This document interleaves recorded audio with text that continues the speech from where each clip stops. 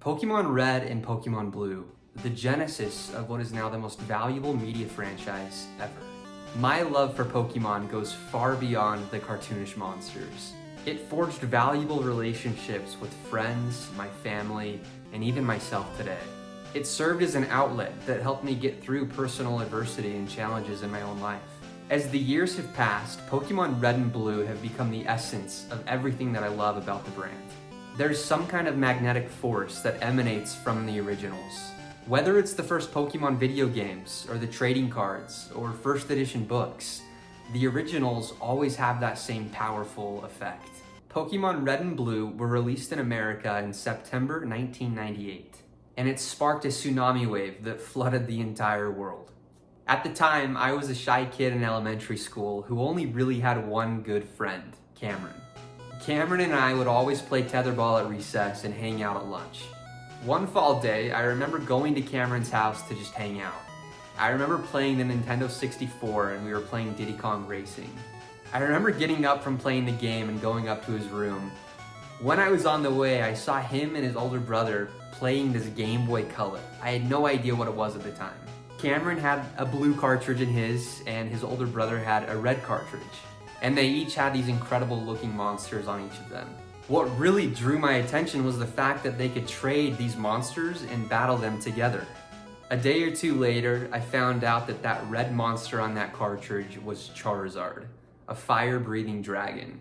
And it was instantly the coolest thing in my life at the time. Fast forward a week or two later, and Cameron came over to my house.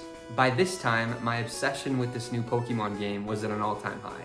I wanted to play the game so bad. We played some basketball in our backyard, ate some lunch, and then just kind of hung out the rest of the day. Cameron had his Game Boy that he was playing. It was that yellow special edition one that had Pikachu on it. When Cameron got up for a second, I went and took his yellow Game Boy Color, went into my parents' room, and hid it in a little basket underneath some papers. I remember when Cameron's mom came to pick him up, everybody was worried we couldn't find this Game Boy. Cameron's mom and my parents and myself all tried to search for this Game Boy. We searched for probably 20 minutes every nook and cranny in the house and couldn't find it. After that time, Cameron sadly went home. When we waved goodbye, my dad, sensing my guilt, asked me where I put the Game Boy. I then told him exactly where it was, and then my mom drove me back to Cameron's house, and I remember getting out of the car, taking the Game Boy, head down, knocking on the door. I told her that I stole Cameron's Game Boy, and I was there to return it. It was a humiliating experience, but it just illustrates how powerful Pokemon was on the minds of us 6-year-olds. That Christmas, Santa Claus gifted me a Game Boy Color. It was the teal color, and it came with Pokemon Gold version. I was ecstatic. Since that Christmas, I have played Pokemon Gold, Pokemon Red, Pokemon Blue, Pokemon Yellow, Pokemon Crystal, and Pokemon Emerald. I was hooked on all things Pokemon.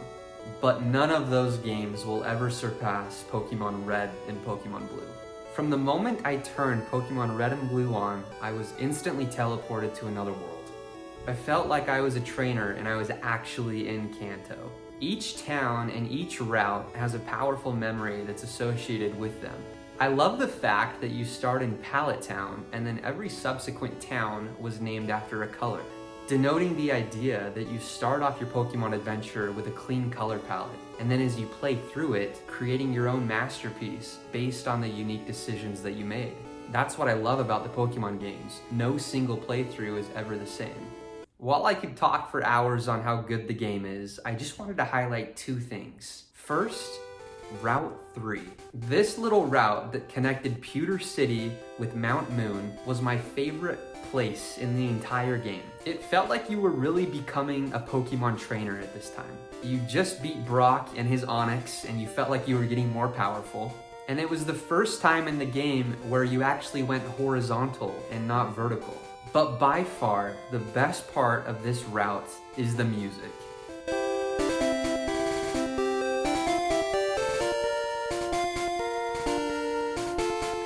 It feels like a breath of fresh air, like you're literally beginning your adventure outside. Junichi Masuda knocked it out of the park with this sound. For these reasons, I love Route 3. The second thing that I wanted to highlight was the Elite Four. Most 6-year-olds at that time were not seriously competing in basketball and baseball and other competitive sports. But beating the Elite Four as a 6-year-old felt like you were in the company of Michael Jordan, who just won his 6th championship ring. Or like Derek Jeter, turning a double play in the World Series. I remember beating every trainer, my palms sweaty, using every max revive that I could possibly afford, and then instantly saving the game as soon as I beat one to not lose my progress. The anxiety reached an all-time peak when you played Lance and he sent out his level 62 Dragonite, and then when he used Hyper Beam to just absolutely destroy my paralyzed Dugtrio. It felt like you were Muhammad Ali in the ring, surviving every single blow.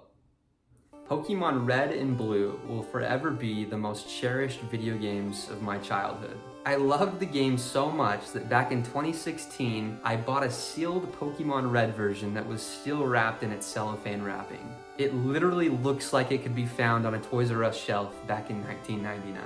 I even took it a step further and created my own 3D version of the Game Boy game. I used acrylic and polymer clay to make this. From being obsessed to the point of stealing my best friend's Game Boy, to venturing out on Route 3 and being crowned a Pokemon champion, Pokemon Red and Blue will be on my own little Mount Rushmore of all-time great video games. If you made it to the end of this video, thanks so much for watching. Feel free to subscribe below for more 90s nostalgia trips.